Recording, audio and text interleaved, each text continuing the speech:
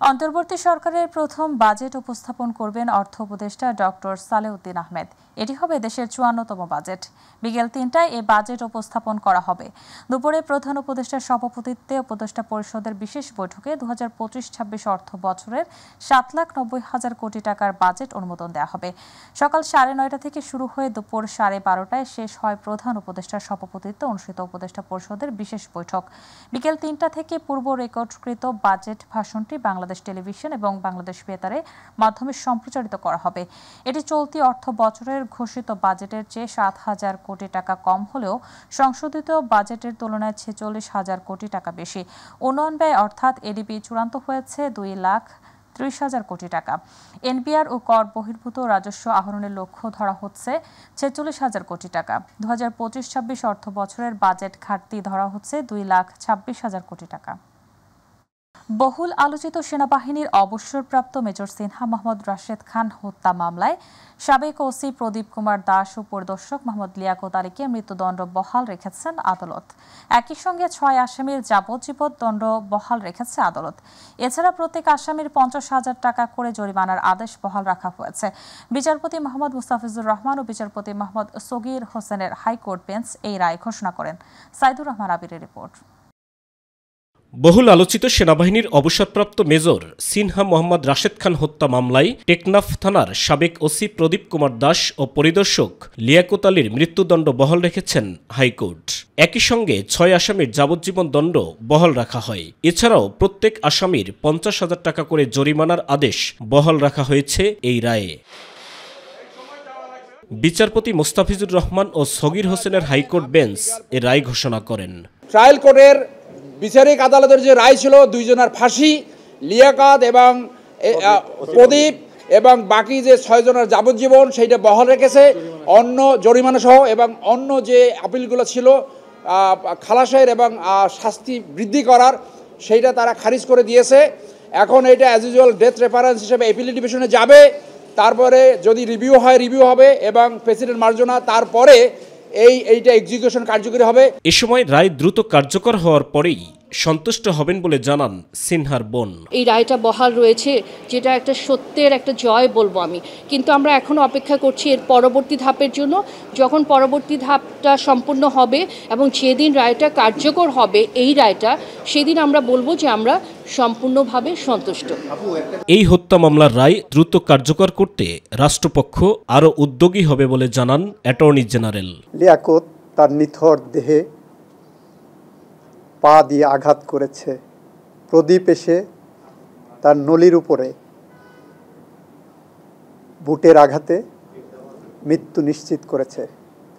এই নির্মম হত্যাকাণ্ডের বিচার যদি বাংলাদেশের মাটিতে আমরা না করতে পারি, তাহলে এই বাংলাদেশ তার সভ্যতার ইতিহাসে একটি প্রশ্নবোধক চিহ্ন হয়ে থাকবে। আমরা রাষ্ট্রের পক্ষ থেকে মনে করি আমরা আমাদের দায়িত্ব যথাযথভাবে পালন করতে পেরেছি। ২০২২ সালের ৩১ জানুয়ারি এই মামলার রায়ে টেকনাফ থানার সাবেক ওসি প্রদীপ কুমার দাস ও বাহারছড়া তদন্ত কেন্দ্রের সাবেক পরিদর্শক লিয়াকত আলীর মৃত্যুদণ্ড ও ৬ জনকে যাবজ্জীবন কারাদণ্ড দেন কক্সবাজার জেলা ও দায়রা জজ আদালত। ২০২২ সালের ৮ ফেব্রুয়ারি মৃত্যুদণ্ড নিশ্চিতে ডেথ রেফারেন্স হাইকোর্টে আসে। পাশাপাশি কারাগারে থাকা দণ্ডিত আসামিরাও আপিল করেন। সাইদুর রহমান আবির, মাই টিভি, ঢাকা। অন্তর্বর্তী সরকারের প্রধান উপদেষ্টা ডক্টর মোহাম্মদ ইউনূস আজ দ্বিতীয় দফায় রাজনৈতিক দলগুলোর সঙ্গে বৈঠকে বসবেন। এতে চলমান রাষ্ট্র সংস্কার নিয়ে আলোচনা হবে। বৈঠকটি বিকেল 4:30টায় ফরেন সার্ভিস একাডেমিতে অনুষ্ঠিত হবে। সংস্কার প্রক্রিয়ার সঙ্গে যুক্ত সব রাজনৈতিক দলকে আমন্ত্রণ জানানো হয়েছে। এই সংলাপের মধ্য দিয়ে জুলাই সনদ ঘোষণা চূড়ান্ত পর্যায়ে উপনীত হওয়া যাবে বলে আশা করা হচ্ছে। প্রধান উপদেষ্টার প্রেস সচিব জানান, ধারাবাহিকভাবে রাজনৈতিক দলগুলোর সঙ্গে সংলাপ হবে। সোমবার ছাড়াও ঈদের আগে পরে আরও একটি সংলাপ অনুষ্ঠিত হবে। এর আগে প্রধান উপদেষ্টার নেতৃত্বাধীন জাতীয় ঐকমত্য কমিশনের সঙ্গে রাজনৈতিক দলগুলোর প্রথম দফার আলোচনা শেষ হয় 19 মে।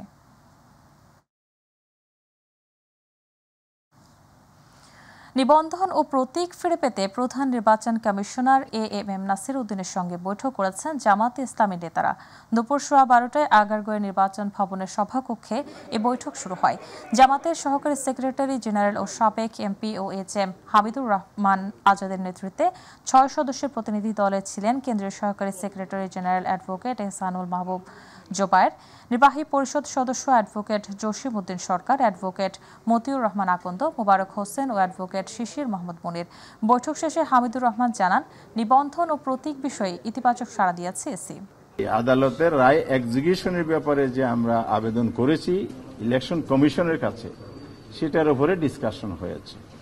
সেই প্রেক্ষিতে ওনারা আমাদেরকে পজিটিভলি রেসপন্স করেছেন এবং অফিসিয়াল প্রসিডিউর যতটুকু সময় লাগে ভেরি আর্লি এজ পসিবল এটা দ্রুত ওনারা কার্যকর করবেন বলে আমাদেরকে পজিটিভলি জানিয়েছেন। জামাতে ইসলামীকে নিষিদ্ধ করার বিষয়ে অন্যান্য রাজনৈতিক দলের মতামত না নেয় তাদের নিবন্ধন বাতিল করা সম্ভব হয়নি বলে মন্তব্য করেছেন ঢাকা বিশ্ববিদ্যালয়ের রাষ্ট্রবিজ্ঞান বিভাগের অধ্যাপক সাব্বির আহমেদ। আর অধ্যাপক মামুন আল মুস্তাফা বলেছেন, রাজনৈতিক দলগুলো নিজেদের স্বার্থ হাসিল করার জন্য প্রতিহিংসা পরায়ণ হয়ে একে অন্যের বিরুদ্ধে অবস্থান নিয়ে মতানৈক্য তৈরি হয়। মাইটিভির সঙ্গে একান্ত সাক্ষাৎকারে ইউসুফ আলীর বিশেষ রিপোর্ট। 2013 সালের 1 আগস্ট জামাতে ইসলামীর নিবন্ধন বাতিল করে রায় দেন হাইকোর্টের একটি আদালত। ওই বছরই নিয়মিত লিভ টু আপিলের আবেদন করে জামাতে ইসলামী। দীর্ঘ 2 যুগ পর 1 জুন রাজনৈতিক দল হিসেবে জামাতে ইসলামীর নিবন্ধন অবৈধ ঘোষণা করে হাইকোর্টের রায় বাতিল ঘোষণা করেন আপিল বিভাগ। একই সাথে দাঁড়িপাল্লা প্রতীকে বরাদ্দের বিষয়ে নির্বাচন কমিশনকে বিবেচনা করতে বলা হয়। বাংলাদেশের সর্বোচ্চ আদালতের রায়ের মাধ্যমে তার নিবন্ধন ফিরে পেল। জামাতের নিবন্ধন বাতিল ও নিষিদ্ধের বিষয়টি পরিপূর্ণ হয়নি বলে মন্তব্য করেছেন ঢাকা বিশ্ববিদ্যালয়ের রাষ্ট্রবিজ্ঞান বিভাগের অধ্যাপক সাব্বির আহমেদ ও মামুন আল মুস্তফা। আওয়ামী লীগ বিভিন্ন সময়ে জামাতের সঙ্গে, স্বাধীনতা পরবর্তী সময়ে জামাতের সঙ্গে রাজনীতি করেছে। এমনকি আপনি যদি আওয়ামী লীগের ইতিহাসের দিকেও তাকান, জামাতের ইতিহাসের দিকে, তাহলে তার আগেও 1940-এর দশকে, 50-এর দশকে আওয়ামী লীগ এবং জামাতের নেতাদের মধ্যে বৈঠক হয়েছে, কথাবার্তা হয়েছে। পাকিস্তানের সংবিধান প্রণয়নের সময়ও দুই দলের নেতাদের মধ্যে অন্তত পক্ষে কথাবার্তা হয়েছে। তারা পরস্পরের স্বার্থে নিজেদের মধ্যে বন্ধুত্ব করে, কখনো কখনো শত্রুতা করে। এখানে রাজনীতি প্রধান, তাদের স্বার্থই প্রধান। এবং জাতীয় ইস্যুতে আপনার জাতীয় সমঝোতার বিষয়টা খুব গুরুত্বপূর্ণ, যেটা জামাতের ক্ষেত্রে কখনোই হয় নাই। এবং যখন জামাত এটা দলীয়ভাবে করতে গেছে, দেখেন প্রত্যেক ক্ষেত্রে ব্যাকফায়ার করছে। এই সিদ্ধান্তগুলোর ব্যাপারে এই দলটা কখনো জাতীয় ঐক্যমত তৈরি করার চেষ্টা করে নাই। আপিল বিভাগের এমন রায়ে স্বচ্ছতা নিশ্চিত হয়েছে বলে দাবি করেন তারা। রাজনৈতিক দল হিসেবে জামাত এখানে কার্যক্রম চালাতে পারবে কি পারবে না, তার থেকে বড় প্রশ্ন হলো ন্যায় বিচারের প্রশ্ন। একটা হলো রাজনীতি এবং আরেকটা হলো ন্যায় বিচার। আদালত রাজনীতি করবে তা নয়, আদালত রাজনীতির ঊর্ধ্বে থাকবে। ফলে আমাদের দুটো জিনিস আলাদা আলাদাভাবে বিচার করা উচিত। আপাতত তো তাই, তারা তাদের জায়গা থেকে তারা বলবে যে তারা ন্যায় বিচার পেয়েছে। কারণ ন্যায় বিচার ওই অর্থে পেয়েছে যে তারা রাজনৈতিক দল হিসেবে নিবন্ধিত ছিল, তাদেরকে কোর্টের মাধ্যমে সেই নিবন্ধন বাতিল করা হয়েছে। সুতরাং আইনগত দিক থেকে দেখলে হ্যাঁ, তারা এটা তো অবশ্যই তাদের জন্য ন্যায় বিচার। ইউসুফ আলী, মাইটিভি, ঢাকা। প্রিয়জনের সঙ্গে ঈদের আনন্দ ভাগাভাগি করতে বাড়ি যাওয়া শুরু করেছে মানুষ। ভোগান্তিহীন যাত্রায় যাত্রী চাপ খুব একটা না থাকায় স্বস্তিতে বাড়ি ফিরছেন অনেকে। সব ট্রেন ছেড়ে যাচ্ছে নির্ধারিত সময়ে। ঈদ উল আজহা শেষে ঘরমুখ মানুষের ফেরার সুবিধার্থে আন্তনগর ট্রেনের আসনের টিকিট বিশেষ ব্যবস্থায় অগ্রিম হিসেবে বিক্রি করছে বাংলাদেশ রেলওয়ে। আজ বিক্রি করা হচ্ছে আগামী 12 জুনের ট্রেনের টিকিট। সকাল 8টায় বিক্রি শুরু হয় বাংলাদেশ রেলওয়ের পশ্চিমাঞ্চলে চলাচল করা ট্রেনগুলোর আসনের টিকিট এবং দুপুর 2টায় বিক্রি শুরু হয় পূর্বাঞ্চলে চলাচল করা ট্রেনগুলোর আসনের টিকিট। যাত্রীদের সুবিধার্থে এবারও শতভাগ আসন অনলাইনে বিক্রি করা হচ্ছে।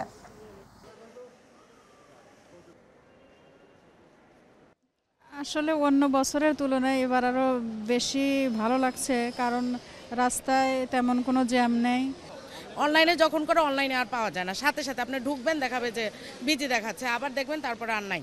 আপনারা ইতিমধ্যে জেনেছেন যে ঢাকা মেট্রোপলিটন পুলিশের ডিএমপিতে বিচার বিভাগের 8 জন স্পেশাল মেট্রোপলিটন ম্যাজিস্ট্রেট নিয়োগ দেওয়া হয়েছে। এদের কাজ হচ্ছে সামারি ট্রায়াল করা। প্রথমত হচ্ছে অন স্পটে গিয়েও আমরা করি, পাশাপাশি ইন হাউসও করি। আর সেই ধারাবাহিকতায় আমরা আসলে ডিএমপির আইন শৃঙ্খলা পরিস্থিতি যেন উন্নতি হয়, মানুষ যেন হয়রানির শিকার না হয়, সেই লক্ষ্যে আমরা প্রতিনিয়ত মোবাইল কোড করে যাচ্ছি। আজকে অভিযানের মূল লক্ষ্য এই ঈদ যাত্রায় যাত্রাপথে যেন কোনো যাত্রী কোনো ধরনের হয়রানির শিকার না হয়। আসন্ন কোরবানির ঈদকে সামনে রেখে জামালপুরের খামারিরা দেশীয় পদ্ধতিতে গরু মোটাতাজাকরণের প্রক্রিয়া শুরু করেছে। এসব কোরবানির পশুদের কোনোরূপ রাসায়নিক পদার্থ কিংবা মানবদেহের জন্য ক্ষতিকারক কোনো ইনজেকশন ব্যবহার না করেই গরুকে দেশীয় খাবার খাইয়ে মোটাতাজাকরণ করা হচ্ছে। জেলা প্রাণী সম্পদ কর্মকর্তা বলছেন, জেলায় যে পরিমাণ কোরবানির পশু প্রস্তুত করা আছে তা জেলার চাহিদা মিটিয়ে ৪৭,০০০ পশু দেশের বিভিন্ন জেলার রপ্তানি করা যাবে। প্রতিনিধি শামীম আলমের রিপোর্ট, জানাচ্ছেন জুবার রহমান। জামালপুর জেলার ৭টি উপজেলাতে প্রায় ১১,০০০ খামারি ব্যক্তিগত ও বাণিজ্যিকভাবে ১,২,৪৬৫টি কোরবানির পশু প্রস্তুত করেছেন। এ জেলায় কোরবানির পশুর চাহিদা রয়েছে ৫৫,২৩২টি। এতে আরও উদ্ধৃত থাকবে ৪৭,৪২২টি। এসব খামারে কোরবানির ঈদকে সামনে রেখে দেশীয় পদ্ধতিতে গরু মোটাতাজাকরণের কাজ করেছে খামারিরা। গরুকে উন্নত প্রজাতির সবুজ ঘাস, খৈল, ভুসি খাওয়ানোর পাশাপাশি নিয়মিত পশু চিকিৎসক দিয়ে রোগ পরীক্ষা করানো হচ্ছে। আমাদের গরুগুলো আমরা সম্পূর্ণ প্রাকৃতিক খাবার দ্বারা পালন করে থাকি। আমরা আমাদের জেলা প্রাণী সম্পদ কর্মকর্তাদের পরামর্শ অনুযায়ী লালন পালন করে থাকি। দেশীয় পদ্ধতি অবলম্বন করার পাশাপাশি ক্ষতিকারক কোনো ইনজেকশন ব্যবহার না করেই গরু মোটাতাজাকরণ প্রক্রিয়া চলছে বলে জানিয়েছেন খামারিরা। প্রতিটি গরু আমরা যত্ন সহকারে লালন পালন করে থাকি। লোক আসতেছে, গরু দেখতেছে, দামাদামি করতেছে, আমরা মোটামুটি সাড়া পাচ্ছি। যদি ভালো দাম হয় তাহলে মালিকও খুশি, আমরাও খুশি। জেলা প্রাণী সম্পদ কর্মকর্তা বলেন, জেলার খামারগুলো প্রাণী সম্পদ বিভাগের নিবিড় তত্ত্বাবধানে রয়েছে। আমাদের জামালপুর জেলার সমস্ত খামারিদের নিবিড় পরিচর্যার মাধ্যমে প্রাণী সম্পদ বিভাগ তত্ত্বাবধান করছে এবং তারা আমাদের কোরবানি উপলক্ষে যে পশুগুলো উৎপাদন করেছে সম্পূর্ণ প্রাকৃতিক উপায়ে। সব মিলিয়ে দেশীয় পদ্ধতিতে গরু মোটাতাজাকরণ করে লাভবান হবে খামারিরা ও সুস্থ সবল পশু কিনে কোরবানি দিতে পারবে ক্রেতারা, এমনটা প্রত্যাশা সকলের। জুবার রহমান, মাইটিভি নিউজ। কোরবানির ঈদ যত ঘনিয়ে আসছে ততই বাড়ছে কামারদের ব্যস্ততা। সারা বছর খুব বেশি ব্যস্ততা না থাকলেও প্রতি বছর এই সময় ব্যস্ত হয়ে পড়েন টাঙ্গাইলের নাগরপুর ও দেলদুয়ার উপজেলার কামারেরা। রাত দিন চলছে দা, বটি, ছুরি, চাপাতি তৈরির কাজ। প্রতিনিধি আনিস খানের তথ্যচিত্রে আরো জানাচ্ছেন আতিকুর রহমান তিতাস। আর কয়েকদিন পরেই পবিত্র ঈদুল আজহা। এই ঈদের প্রধান কাজ হচ্ছে পশু কোরবানি করা। পশু জবাই করা থেকে শুরু করে মাংস কাটা পর্যন্ত দা, বটি, চাপাতি ও ছুরির প্রয়োজন হয়। আর এই সবকিছুর যোগান আসে কামারদের কাছ থেকেই। তাই ঈদে তাদের ব্যস্ততা বেড়ে যায় কয়েক গুণ। ঈদকে কেন্দ্র করে টাঙ্গাইলের নাগরপুর ও দেলদুয়ার উপজেলায় কামার সম্প্রদায় এখন ব্যস্ত সময় পার করছেন। লোহা গরম করে তা পিটিয়ে কেউ তৈরি করছেন দা, কেউ তৈরি করছেন চাপাতি, আবার কেউ কেউ তৈরি করছেন ছুরি। যেরকম আশা করছি এরকম কোনো কাজ কাম এখনো আমাদের আসে নাই। লোকজন কম, আরে বৃষ্টি 8 বাজার আসতে পারে না খুব একটা। সারা বছর অলস সময় পার করলেও কোরবানিদের সময় তাদের কর্মব্যস্ততা বেড়ে যায় কয়েক গুণ, যে কারণে এ সময় বিক্রিও হয় বেশি। বেচাকেনা কেবল শুরু হয়েছে, 4-5 দিনের মধ্যে বেচাকেনা শুরু হয়ে যাবে। 2-4 দিন পরে হয়তো বেচাকেনা হবে, আশা করি ভালোই হবে। মানে টুকটাক কিছু চাবাটি চাকুটাকে বিক্রি হইতেছে। তৈরিকৃত দা, বটি সহ সকল মালামাল দোকানের সামনে সাজিয়ে রাখা হয়েছে। ক্রেতারা এসে কিনে নিয়ে যাচ্ছেন। তারা বলছেন, কোরবানির সময় দা, বটি, ছুরির প্রয়োজন হয়, কামাররা দাম বেশি নিচ্ছে। কোরবানির পশু প্রক্রিয়াজাত করতে সকল পণ্যের প্রয়োজন হয়, বাধ্য হয়ে বেশি দামে এগুলো কিনছেন তারা। এখানে ছুরি, দাও এগুলি কেনার ব্যাপারে দেখতে আসছি। দাম বেশি চাইতেছে, হাজার বলে খরচ বেশি চাইতেছে। এবার দাম বেশি তুলনায় হিসেবে আর কি। তো কামারদের যে পরিমাণে পরিশ্রম করতে হয় সে অনুযায়ী পারিশ্রমিক পান না তারা। শুধু বাপদাদার পেশা টিকিয়ে রাখতেই এ কাজে নিয়োজিত কামাররা। সরকারি সহায়তা পাওয়া গেলে এই শিল্পটিকে আরও এগিয়ে নেওয়া সম্ভব, এমনটাই মনে করছেন সংশ্লিষ্টরা। আতিকুর রহমান তিতাস, মাইটিভি। ভারতের সিকিমে টানা ভারী বৃষ্টিপাতের কারণে বিপজ্জনকভাবে বাড়ছে তিস্তা নদীর পানি। এতে রাজ্যটিতে রেড অ্যালার্ট জারি করেছে ভারতের আবহাওয়া দপ্তর। ফলে লালমনিরহাটে উজানের ঢল ও টানা ভারী বৃষ্টিতে তিস্তা নদীর পানি হঠাৎ বৃদ্ধি পেয়েছে। প্লাবিত হওয়ার আশঙ্কায় রয়েছে চরাঞ্চলের মানুষ ও নদী তীরবর্তী এলাকার মানুষ। রবিবার পানি বৃদ্ধি পাওয়ায় দেশের সর্ববৃহৎ সেচ প্রকল্প তিস্তা ব্যারেজ খুলে দেওয়া হয়েছে 44টি জল কপাট। বন্যা পূর্বাভাস ও সতর্কীকরণ কেন্দ্র জানিয়েছে, বর্তমান তিস্তা নদীর পানি ব্যারেজ পয়েন্টে ডালিয়া পয়েন্টে পানির সমতল ছিল 51.80 মিটার, বিপদসীমা 52.15 সেন্টিমিটার, যা বিপদসীমার 35 সেন্টিমিটার নিচ দিয়ে প্রবাহিত হচ্ছে। এদিকে তিস্তার পানি আকস্মিক বৃদ্ধির কারণে কৃষকদের জমিতে থাকা ফসল ভেসে যাচ্ছে, নষ্ট হচ্ছে কৃষকের আবাদি ফসল। এবার আমাদের কৃষি।